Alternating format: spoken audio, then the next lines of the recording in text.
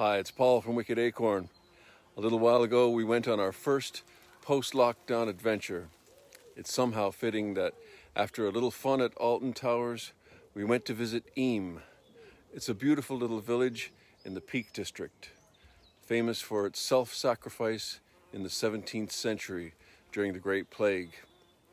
It's a sad tale, but one of true heroism. This is part 2 of our adventure to Eyam. This is the story of the Riley graves.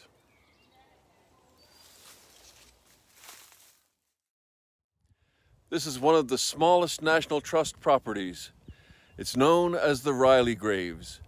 Elizabeth Hancock buried 6 of her children and her husband here in the space of 8 days. The graves are known as the Riley graves after the farm where they lived.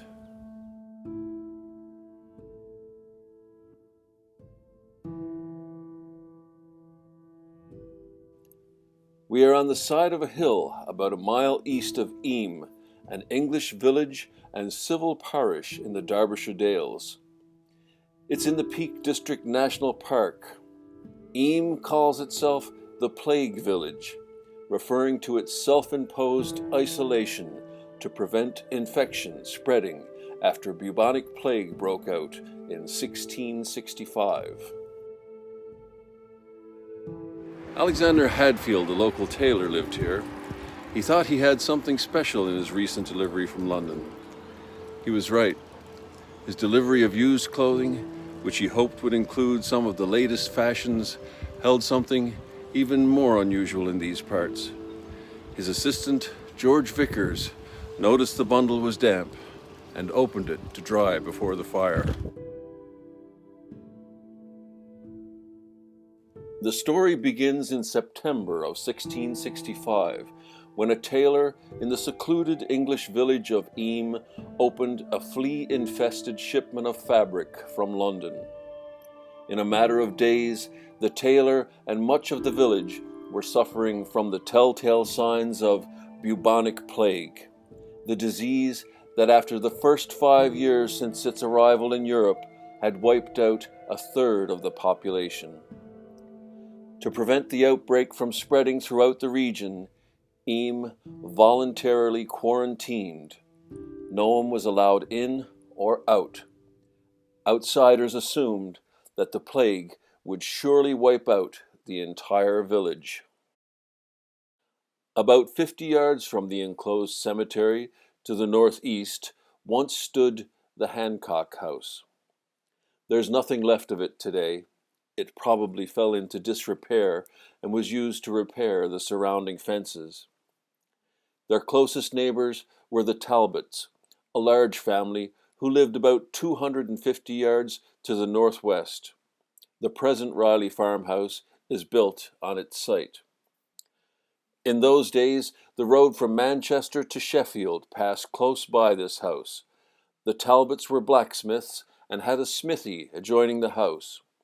Besides this occupation, they farmed one part of the Riley land, and the Hancocks the other. It was known as Riley's Field, from Roy Ley, or King's Field. Being the better part of a mile away from town, and the plague in full swing in the village, the two families felt as safe as they could on their secluded hillside. Certainly, there would have been stern warnings to the children to not go near the town.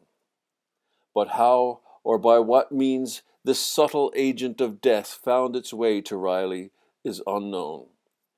Most likely, one of the Talbot family brought it from Eyam, as they began to perish before the Hancocks. The disease had raged a full 10 months in Eyam before the Talbots of Riley were visited by this dreadful messenger.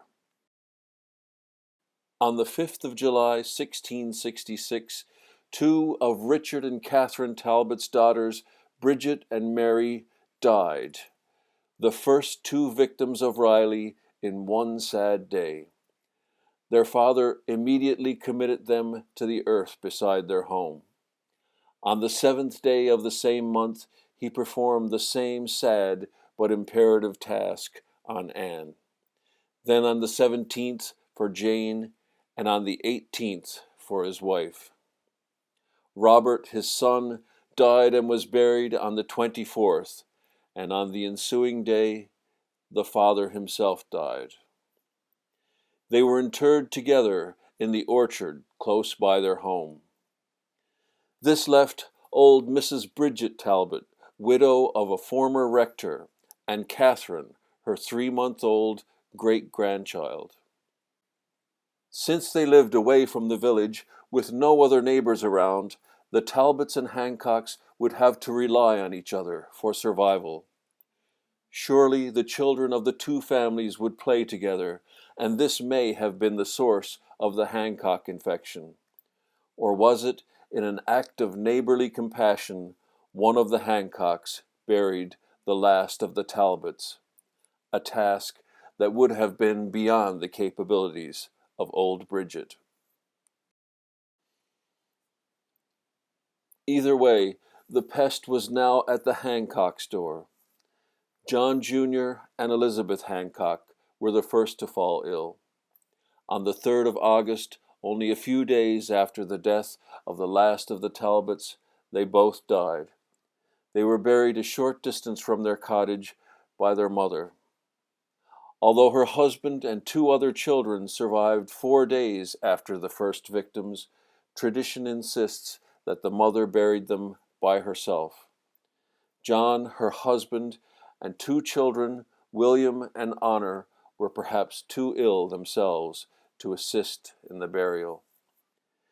She saw that the whole family were destined to the same fate as the Talbots.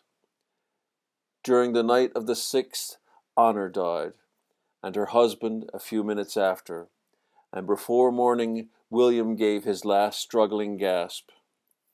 On the 3rd she buried a son and daughter, and on the night of the 6th she closed the eyes of her husband and 2 other children. How awful it must have been for her, far from the rest of the world, not a soul to cheer her sinking spirits, not another face to cast her sorrowing eyes upon, save her 2 surviving children. Such was the terrible night of the 6th of August. The following morning's sun fell on the shallow graves which she had made for her husband and 2 children. Dreading to touch their bodies, she, as she had done only days before, tied a towel around their feet and dragged them on the ground in succession to their graves. The end of 2 short days, from the 7th to the 9th, saw her again digging another grave for her daughter Alice. On the morning of the next day, the 10th, Anne, her only child left at home, died and was buried. Now she was alone. What happened next, no one will ever know. Old Mrs. Talbot and the baby were still alive in the Talbot house. Did she tend to these last survivors? Did she bury old Mrs. Talbot and nurse the baby in its final days? Was it her final act to bury the Talbot baby? Was this what broke her resolution and caused her to flee? Questions, of course, to which there can never be answers.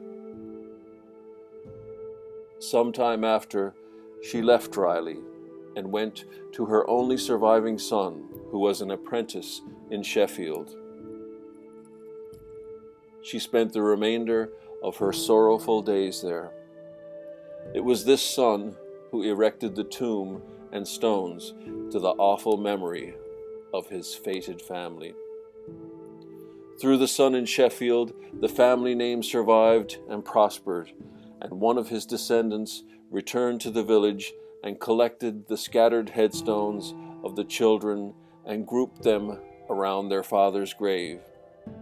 He arranged for them to be re-engraved. There was also one survivor of the Talbot family, George, the eldest son, who at the time was living away from the village. He inherited both from the father and old Bridget. He eventually returned to the village and took over the smithy, and the family line survived in Eyam until the end of the 19th century. It's impossible to imagine dragging your children's bodies and your husband's across this field to this place by yourself. It's impossible to imagine.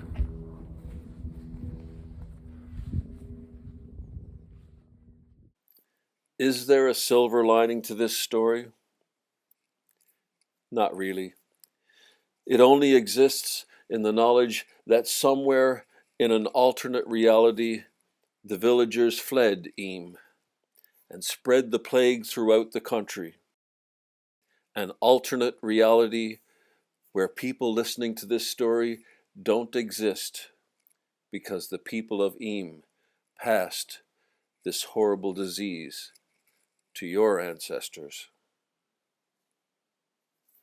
It's a sad and beautiful place, this little hillside.